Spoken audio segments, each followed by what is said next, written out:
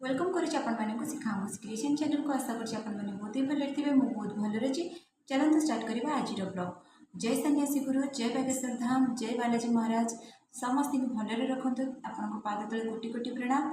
ये विषय में आपण सहित कथा चाहूँगी बहुत सारा मेसेज आसूँ आ बहुत दीदी मत कहते दीदी या आमती केमती कौन कले कौन हम कौन ना बाकी मु भगवान को विषय में मु बहुत किसी जानी बाकी जी जानी मुझे सहित सबकि सेयार करुच्ची। लाइव देखे वीडियो देखे ही अनुसरण करे भक्ति करे प्रति तो यही सब विषय में मुझे जहाँ जाने मुझे सहित सेयार करे। मु चाहे मुझे से किसी लाभ पाइपर तो आपण मैंने भी सेमती भक्ति करूँ और लाभ भी किसी पातु तो से सब आपण मो वीडियो द्वारा मुझे सबकि कहवाक चाहे मुझे जहाँ जानी आपण को जन देवाक चाहे से प्रत्येक वीडियो आपण भगवान को विषय कहे। भौणी मेसेज करते हनुमान चालीसा पढ़ी सारापर आउ कि विधि अच्छी कि ना सेमती किसी भी ना आपण आसन पारिक हनुमान चालीसा पढ़े हनुमान चालीसा पढ़ी सारापर जहाँ अच्छी भगवान को आपंकर दुख जनइबे जदि किसी मन रही जहाँ कष्ट अच्छी जहाँ अच्छी बस पूजा कर सारापर भगवान को आपको दुख जन सारापर मुंडिया मारे बास से उठे आ पूजा पूजी तो जमी जो विधि अनुसार करने कथा सेमती करेंगे। ये विषय प्रत्येक दिन आपको दुख जनइबे भगवान निश्चित शुणे केवे भी निष्ठुर नुहति भगवान। आउ जन भौणी मत पचारि दीदी आप नॉनभेज खाऊँ ना नहीं।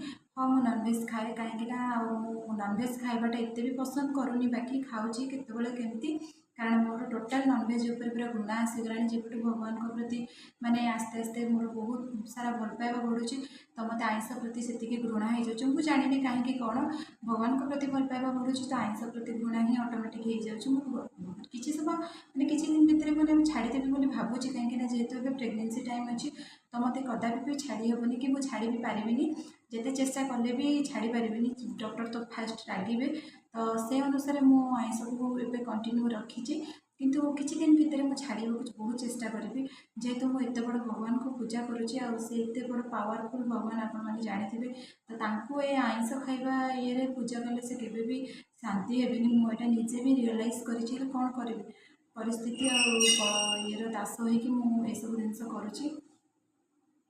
बर्तमान टाइम तो आसिक गला 4टा बजब तो मुझे बस बस बहुत बोर होती जेहेतु आज संडे अच्छे बहुत सारा सफासफी है सब सब सुखाई छात पर 2-3 दिन तो कंटिन्यूसली पूरा वर्षा होता सुखापी भी जगह भी नाला आज सफासफी करके सब जिन सुखाई जेहेतु घरे अच्छा संडे आज ऑफिस छुट्टी तो सी बापू से घर रेस्ट नौ मुझे पढ़े आसली फोन धरिकी मुझे किसी समय वीडियो कर दिए तो मत वीडियो पोस्ट करार अच्छी यूट्यूब रे जब मुझे गोटे दिन वीडियो न कर मत जमा भी भल लगुनि बस किसी गोटे हजिगला भाई लगुच कि मुझे कौन गोटे मिस करदेली दिन भर मत सेमती ही फिल हो जेहेतु मुझे भाभी नहीं जाइए ना मोर यूट्यूब रे मोर फैमिली कि मोर यूट्यूब रे सांग माने कि बंधु माने किसी भी आपण मानक भाभी नहीं तो से मुझे वीडियो मिस करने को चाहूना कौ दिन भी मिस करने को चाहूना प्रत्येक दिन मुझे चेष्टा करुँच किसी ना कि वीडियो मुझे सहित सेयार करने आपंकर एत सारा भल पाइबा अच्छे मो प्रति एत सारा भल पाँच तो से सब को देखिकी मत बहुत खुशी लगुच तो किसी ना कि नुआ नुआ वीडियो मुझे कर मोर सर्ट वीडियो भी बहुत माने निजे निजे क्रिएट करुँच तो निजे निजे ही दूसरी वीडियो आपण मैंने मो सर्ट वीडियो भी देखिपारे आपण मानक भल पाइबा ही मोपाई सबकि। आज ये मोर पाखे जो मौसी अच्छा मुझे मो मौसी घर आज खावा डाकी तो आम 3 जन जाक खावा जाइलु से खाई पीकी आसलु बाकी मुझे भी रोसे करी जहाँ भी रोसे कर रखीदे राति ही आम खाई नबू कारण पुणी राति भी किसी कराया पड़ोनी जेहेतु करदे तो मौसी घर डाकी आग हूँ कथाटा बहुत आग तो से समस्ते आम जाइलु सी मो पु जाकि खाई पीकी जस्ट आसलु से बापू पुओ बसिक मोबाइल देखुं कि शोले देखा ना मुझे अच्छी वीडियो बनाऊे तो आपण सहित सबकि वीडियो मुझे सेयार करने को चाहे प्रत्येक मुहूर्त जेहेतु एका एकुटिया जीवन ये काटुची तो आपण मानक नहीं तो से कौन जिनस आपको लुचेक कि आपण माने बिना ये मुझे किसी रखा चाहे। आ गोटे कथा आपण मानक कहवाक जाऊँगी जदि आपण छुआ कि आपण हो कि जी भी जहाँ भी जिते वयस्क लोक हूँ जदि किसी खराब दृष्टि रोचे नेगेटिव कहार गोटे नजर रोचे कि किसी भी जदि आप मैंने भय रोचे तो आप कौन करेंगे ना କଳା କପଡ଼ାରେ 2ଟା ଲବଙ୍ଗ ଆଉ ଯେଉଁଟା ଝୁଣା ଦିଆହେଉଛି ଝୁଣା ଟିକେ ପକେଇକି ଝୁଣାକୁ ଆଉ ଲବଙ୍ଗକୁ ନେଇକି ଭଗବାନଙ୍କ ନାଁ ସ୍ମରଣ କରିକି ଆପଣ କ'ଣ କରିବେ ନା କଳା କପଡ଼ା ଘୋଡ଼େଇକି ଯେଉଁ କଳା ସୂତା କପଡ଼ା ଭଳିଆ ସେଟାକୁ ବାଁ ହାତରେ ବାନ୍ଧିଦେବେ। ବାଁ ହାତରେ ବାନ୍ଧିଲେ କ'ଣ ହେବ ନା ବହୁତ ମାନେ ନକାରାତ୍ମକ ଶକ୍ତି ମାନେ ପଳେଇବ ଆଉ ପଜିଟିଭ୍ ମାନେ ସବୁବେଳେ ରହିବେ। ତ ସେ ମାନେ ଖରାପ ଚିନ୍ତାଧାରା କି ଖରାପ ନଜର ପଡ଼ିବା ପୂର୍ବରୁ ଖରାପ ନଜର କେବେ ବି ଆପଣଙ୍କ ଉପରେ ପଡ଼ିବନି କି ଖରାପ ଯିଏ ଯାହା ଚିନ୍ତା କଲେ ବି କେବେ କିଛି ଫରକ ପଡ଼ିବନି ଆପଣଙ୍କୁ। ଆପଣ ସେମିତି ହିଁ କରନ୍ତୁ, ଦେଖିବେ ବହୁତ ଉପକାର ମିଳିବ ଆପଣଙ୍କୁ। ଆପଣ ଯେତେ ବି ଦୁଃଖ କଷ୍ଟ କି ଯାହା ବି ଯନ୍ତ୍ରଣାରେ ଅଛନ୍ତି, ଯଦି ଭଗବାନଙ୍କ ନାଁରେ ଆପଣଙ୍କୁ ଯେଉଁ କହିଥିଲି ପାଣି ପିଇବେ 11 ଥର ପାଣି ପିଇବେ 11 ଦିନ କରିବେ, ଆପଣଙ୍କର ଦେଖିବ ସବୁ ଦୁଃଖ କଷ୍ଟ ସବୁ କିଛି ଦୂର ହେଇଯିବ। ଆଉ ଯେଉଁ କଷ୍ଟ ଯେଉଁ ରୋଗ ପାଇଁ ଯେମିତି ବି କଷ୍ଟ ପାଉଛନ୍ତି ସେ ଅଟୋମେଟିକ୍ ଅଳ୍ପ 11 ଦିନ ଭିତରେ ହିଁ କମିଯିବ ଆଉ ଦୂର ହେଇଯିବ, ଆପଣଙ୍କୁ ରିଲାକ୍ସ ଫିଲ୍ ହେବ। ତ ରିକ୍ୱେଷ୍ଟ କରୁଛି ଆପଣମାନେ ସେଇ ଜିନିଷ କରନ୍ତୁ, ବାଗେଶ୍ୱର ବାବାଙ୍କ ନାଁରେ ପାଣି ପିଅନ୍ତୁ, ତାଙ୍କୁ ସ୍ମରଣ କରନ୍ତୁ, ତାଙ୍କୁ ପୂଜା କରନ୍ତୁ। 11 ଦିନ ଭିତରେ ଯେମିତି ଆପଣଙ୍କର ସେଇ ଜିନିଷ ସେ ଯେଉଁ ରୋଗରେ ଆପଣ କଷ୍ଟ ପାଉଛନ୍ତି ବା ଇଏ ହେଉଛନ୍ତି ଭଲ ହେଇଯିବ। ସବୁବେଳେ ଗୋଟେ ଜିନିଷ ମନେ ରଖିବେ, ଆପଣମାନେ ଭଗବାନଙ୍କ ଉପରେ ବିଶ୍ୱାସ ରଖିବେ, ଭରସା ରଖିବେ, ତାଙ୍କ ଉପରେ ସବୁକିଛି ଛାଡ଼ିଦେବେ। ଦେଖିବ ଭଗବାନ ଦିନେ ନା ଦିନେ ଆପଣଙ୍କର ସାଥ ନିଶ୍ଚୟ ଦେବେ। ଆଉ ଭଗବାନ ତ କେବେ କାହାର ହାତ ଛାଡ଼ି ନାହାନ୍ତି, ଭଗବାନ କେବେ ବି ହାତ ଛାଡ଼ିବେନି।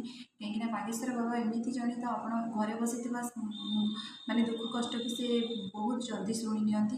ଆଉ ସବୁବେଳେ ଆପଣଙ୍କ ପାଖରେ ଯଦି ହନୁମାନ ଚାଳିଶା ପଢ଼ୁଛନ୍ତି ତ ସବୁବେଳେ ଆପଣମାନେ ଭାବି ନେବେ ଯେ ମୋ ପାଖରେ ଜଣେ ଅଛି ଯିଏ ମାନେ ହନୁମାନ ସବୁବେଳେ ସବୁ ଦୁଃଖ ସୁଖରେ ଆସିକି ଠିଆ ହେବେ। ସେଇଟା ପୁରା ଆପଣ ଜାଣି ବି ପାରିବେନି କେଉଁ ରୂପରେ କ'ଣ ଆସିବେ, ବାକି କିନ୍ତୁ ଆସିବେ। ସବୁ ଦୁଃଖ କଷ୍ଟ ସବୁ ଆପଣଙ୍କର ଜଲ୍ଦି ଶୁଣିବେ। ଆଉ ଭଗବାନଙ୍କୁ ସବୁବେଳେ ମନରେ ସ୍ମରଣ କରନ୍ତୁ, ଭକ୍ତି କରନ୍ତୁ। ଆଉ ଅଯଥା କଥା ଇଆଡ଼ୁ ସିଆଡ଼ୁ କଥା ଆପଣମାନେ ମନରେ କେବେ ବି ରଖନ୍ତୁନି, କାହିଁକିନା ଆପଣ ରଖିବା ଦ୍ୱାରା ଆପଣଙ୍କର ମାଇଣ୍ଡ ଖରାପ ହେବ, ମାନେ ଫ୍ୟାମିଲି ଭିତରେ ଡିଷ୍ଟର୍ବାନ୍ସ ହେବ, ମାନେ ବହୁତ କିଛି ପ୍ରୋବ୍ଲେମ୍ ହେବ। ତ ବେଟର୍ ହେବ ସବୁ ଜିନିଷକୁ ମାଇଣ୍ଡରୁ ବାହାର କରିକି ଭଗବାନଙ୍କ ନାଁ, ଭଗବାନଙ୍କର ମାନେ ଗୁଣଗାନ, ଭଗବାନଙ୍କ ବିଷୟରେ ହିଁ କଥା ହେବ। ତ ଏସବୁ କରିବା ଦ୍ୱାରା କ'ଣ ନା ଆମ ମନରେ ପଜିଟିଭ୍ ଚିନ୍ତାଧାରା ଆସିବ। ସବୁ ଜିନିଷକୁ ମାନେ ଆମେ ପଜିଟିଭ୍ ଭାବିବା। ତ ଏସବୁ କଲେ ହିଁ ଆମକୁ ହିଁ ସୁବିଧା, ଆମ ଫ୍ୟାମିଲି ପାଇଁ ବି ସୁବିଧା। ଅନେକ ଅନେକ ଥର ଆପଣମାନେ ଦେଖିଥିବେ ବହୁତ ଫ୍ୟାମିଲି ମାନେ ଡିଷ୍ଟର୍ବାନ୍ସରେ, ବହୁତ ଫ୍ୟାମିଲି ଭିତରେ ଇଆଡ଼ୁ ସିଆଡ଼ୁ କଥା ସବୁ ବସେ। ତ ବେଟର୍ ହେବ ଏସବୁ ଜିନିଷ ଆସିବା ପୂର୍ବରୁ କାହିଁକି ଆମେ ନିଜେ ନିଜେ ନ ସତର୍କ ହେବା, ଆଉ ନିଜେ ନିଜେ କାହିଁକି ଏସବୁ ଆସିବା ପୂର୍ବରୁ ଭଗବାନଙ୍କର ଶରଣାପନ୍ନ ହେଇଯିବା, ଯେଉଁଥିପାଇଁ କି ଭଗବାନ ସବୁକିଛି ମାନେ ସିଏ ସବୁ ସୁଧାରି ନେବେ, ସିଏ ହିଁ ସବୁକିଛି କରେଇ ନେବେ। ତ ସବୁବେଳେ ମୁଁ ବିଶ୍ୱାସ ଭରସା ଭଗବାନଙ୍କ ଉପରେ ରଖେ, ଆପଣମାନେ ବି ରଖନ୍ତୁ। କାହିଁକିନା ଆପଣଙ୍କର ଆସ୍ଥା ଭରସା ସବୁକିଛି ବାଗେଶ୍ୱର ବାଲାଜୀ ଉପରେ ଛାଡ଼ି ଦିଅନ୍ତୁ। ଦେଖିବେ ଆପଣଙ୍କ ଜୀବନରେ କେବେ ବି ଦୁଃଖ କଷ୍ଟ ମାନେ ଛୁଇଁବନି ଆପଣଙ୍କୁ, ଆପଣଙ୍କ ପାଖ ମାଡ଼ିବା ବି ବହୁତ କଷ୍ଟ ହେଇଯିବ। ତାଙ୍କୁ ସେତିକି ଭକ୍ତି ଭାବରେ ଆପଣମାନେ ପୂଜା କରିବେ ଆଉ ଡାକିବେ, ଦେଖିବେ ଆପଣଙ୍କର ଅସମ୍ଭବ କାମକୁ ସେ ସମ୍ଭବ କରିଦେବେ, ବହୁତ ଜଲ୍ଦି କରିଦେବେ। କାହିଁକିନା ବହୁତ ଜାଗାରେ ଦେଖିଥିବେ ଭଗବାନ ଆମେ ଏତେ ସାରା ଦେବାଦେବୀଙ୍କୁ ପୂଜା କରୁଛେ। ହଁ, ପୂଜା କରିବା, ଯେହେତୁ ଆମେ ହିନ୍ଦୁ ତ ଆମର ରୀତିନୀତି ଅନୁସାରେ ଆମେ ବହୁତ ସାରା ଦେବାଦେବୀ ଠାକୁରଙ୍କୁ ପୂଜା କରିବା, କିନ୍ତୁ ତା ଭିତରେ ବି ଜଣେ ଗୁରୁ ମାନିବା ନିହାତି ଦରକାର। କାରଣ ଆମେ ଗୁରୁ ମାନିବା ହିଁ ଆମ ପାଇଁ, ଯେହେତୁ ଆମେ ମଣିଷ, କେବେ ବି ଆମେ ଭାବିବାନି ଯେ ଆମେ ହିଁ ସର୍ବସର୍ବା, ଆମେ ହିଁ ସବୁ ଜାଣିଛେ, ଆମେ ସବୁ କରିପାରିବା, ଆମ ଦ୍ୱାରା ହିଁ ସବୁ ହେଉଛି। ଏସବୁ ଜିନିଷ କେବେ ବି ମାଇଣ୍ଡରେ ଆଣିବେନି। ପ୍ରଥମତଃ ଗୋଟେ ମଣିଷ ପାଇଁ ଗୋଟେ ଗୁରୁ ଦରକାର। ଯେଉଁ ଗୁରୁକୁ ଆପଣ ଯଦି ମାନି ନେବେ ନା, ସେ ଗୁରୁ ହିଁ ଆପଣଙ୍କୁ ରାସ୍ତା ଦେଖାଇବେ, ଭଲ ମାର୍ଗ ଦେଖାଇବେ, ଆଉ ସେଇ ମାର୍ଗରେ ଯିବା ପାଇଁ ଆମକୁ ବହୁତ ସହଜ ହେବ। ମୁଁ ମଣିଷ ହେଇକି ଗୋଟେ ଗୁରୁ ମାନି ନେଇଛି, ମୁଁ ବାଗେଶ୍ୱର ବାବାଙ୍କୁ ମାନି ନେଇଛି। ସିଏ ହେଉଛନ୍ତି ସର୍ବସର୍ବା ମୋ ପାଇଁ। ଯେହେତୁ ପ୍ରତ୍ୟେକ ମଣିଷଙ୍କର ଗୁରୁ ଦରକାର, ବିନା ଗୁରୁରେ କେହି କେବେ ସିଦ୍ଧି ଲାଭ କରିନାହାନ୍ତି। ଆମେ ମଣିଷ ହେଇକି ଯଦି ଗର୍ବ କରିବା, ଅହଙ୍କାର କରିବା, ଆଉ ଏସବୁ ଜିନିଷ ଆମେ ଭାବିବା ଆମେ ସବୁକିଛି, ତ ଆମ ଦ୍ୱାରା କିଛି ବି ନୁହେଁ। ଆମେ ମାତ୍ର ମଣିଷ। ଆଉ ଆମକୁ ଯିଏ ସୃଷ୍ଟିକି ପଠାଇଛନ୍ତି ସିଏ ହେଉଛନ୍ତି ସବୁକିଛି। ତ ମୁଁ ବି ସେମିତି ଗୁରୁ ମାନି ନେଇଛି ମୋ ବାଗେଶ୍ୱର ବାବାଙ୍କୁ, ବାଲାଜୀ ବାବାଙ୍କୁ ମାନି ନେଇଛି ଗୁରୁ। ତ ତାଙ୍କ ମାଧ୍ୟମ, ତାଙ୍କୁ ଅନୁସରଣ କରୁଛି, ତାଙ୍କୁ ହିଁ ଭକ୍ତି କରୁଛି। ତ ଜୀବନରେ କିଛି ଦୁଃଖ କଷ୍ଟ ଆସୁନି କି ଆସିବ ନାହିଁ। ଆଉ ଯଦି ବି କିଛି ଲାଇଫ୍ରେ ଫ୍ୟାମିଲି କରିକି ତ ଦୁଃଖ କିଛି ନା କିଛି ଡିଷ୍ଟର୍ବାନ୍ସ ହୁଏ, ଯଦି ବି କିଛି ଆସିଛି ସିଏ ବହୁତ ଜଲ୍ଦି ସଲ୍ଭ ହେଇଯିବ, କିନ୍ତୁ ସେଇଟା କେବେ ରହିବନି କନଷ୍ଟାଣ୍ଟ। କିନ୍ତୁ ଆପଣମାନଙ୍କୁ ରିକ୍ୱେଷ୍ଟ ଆପଣ ଗୁରୁ ମାନି ନିଅନ୍ତୁ, ତାଙ୍କୁ ହିଁ ଗୁରୁ ମାନନ୍ତୁ ଯିଏ ଆପଣଙ୍କୁ ମାର୍ଗ ଦେଖେଇବେ, ଆପଣଙ୍କୁ ଭଲ ବାଟରେ ନେଇକି ଯିବେ। ଆପଣଙ୍କ କଷ୍ଟ ଦୁଃଖ କିଛି ବି ଆସିବନି କି ଆପଣଙ୍କ ଫ୍ୟାମିଲିକୁ ସେତିକି କେବେ ବି କଷ୍ଟ ପହଞ୍ଚିବନି। ସେଇଭଳି ଗୁରୁ ହିଁ ବାଛିବା ନିହାତି ଦରକାର, କାହିଁକିନା ଜୀବନ ବିନା ଗୁରୁରେ ଜୀବନର ମୂଲ୍ୟ କିଛି ନାହିଁ। ଚାଲନ୍ତୁ ଆଜି ଏଇଠି ଭିଡ଼ିଓଟା ଏଣ୍ଡ କରିବି, କାହିଁକିନା ବହୁତ ସାରା କାମ ପଡ଼ିଛି। ଆଉ ଆଜି ଯେହେତୁ ସଣ୍ଡେ ଥିଲା ତ ସବୁତିକ ପ୍ୟାଣ୍ଟ ସାର୍ଟ ସଫା ହେଇଛି, ତାଙ୍କର ସଫା ହେଇଛି, ପୁଅର ବି ସଫା ହେଇଛି। କାଲି ପୁଣି ସ୍କୁଲ ଅଛି, ଯେହେତୁ ସୋମବାର ଅଛି କାଲି, ତ ପୁଅର ସବୁ ଡ୍ରେସ୍ ବି ଶୁଖା ହେଇଛି, ସ୍କୁଲରେ ୟୁନିଫର୍ମ ବି ସଫା ହେଇକି ଶୁଖା ହେଇଛି। ତ ସେଗୁଡ଼ା ସବୁ ନ ଆଣିଲେ ଖରାରେ ବହୁତ ସମୟ ପଡ଼ିଯିବ, ଯେହେତୁ ଆଜି ପାଗ ବି ଦେଇଛି, ଖରା ବି ହେଉଛି। ତ ମୁଁ ସେଥିପାଇଁ ଭାବିଲି କିଛି ସମୟ ଆପଣମାନଙ୍କ ସହିତ ଟାଇମ୍ ସ୍ପେଣ୍ଡ କରିବି। ଟାଇମ୍ ହେଇଗଲେ ମୁଁ ଯିବି ସବୁତିକ ଆଣିବି। ଆଣିଲା ପରେ ମୋର ବହୁତ ଗୁଡ଼ା କାମ ଅଛି, ଘର ଦ୍ୱାର ଓଳେଇବି। ଆପଣମାନେ ଜାଣିଥିବେ 4ଟା 5ଟା ହେଲା ପରେ ପ୍ରତ୍ୟେକ ନାରୀମାନଙ୍କର ମାନେ ଡ୍ୟୁଟି। ତ ଘର ଓଳେଇବା ସବୁ ଯାହା ସବୁ ପଡ଼ିଛି, ପୁଣି ବାସନ ବି ପଡ଼ିଛି, ବହୁତ ଗୁଡ଼ିଏ ମାଜିବାର ଅଛି, ବାସନ ବି ମାଜିବାର ଅଛି। ଆର ଭିତରେ ଆପଣମାନଙ୍କ ସହିତ ବହୁତ ଟାଇମ୍ ଧରି କଥା ହେଇଗଲି। ଚାଲନ୍ତୁ ଆଜି ରଖୁଛି, ପୁଣି ଦେଖା ହେବା ଆପଣମାନଙ୍କ ସହିତ ଗୋଟେ ନୂଆ ବ୍ଲଗ୍ରେ। ଯଦି ମୋ ଭିଡ଼ିଓଟି ଭଲ ଲାଗିଲା ପ୍ଲିଜ୍ ଲାଇକ୍ ସେୟାର ସବସ୍କ୍ରାଇବ୍ କରିବେ। ଜୟ ବାଗେଶ୍ୱର ବାବା।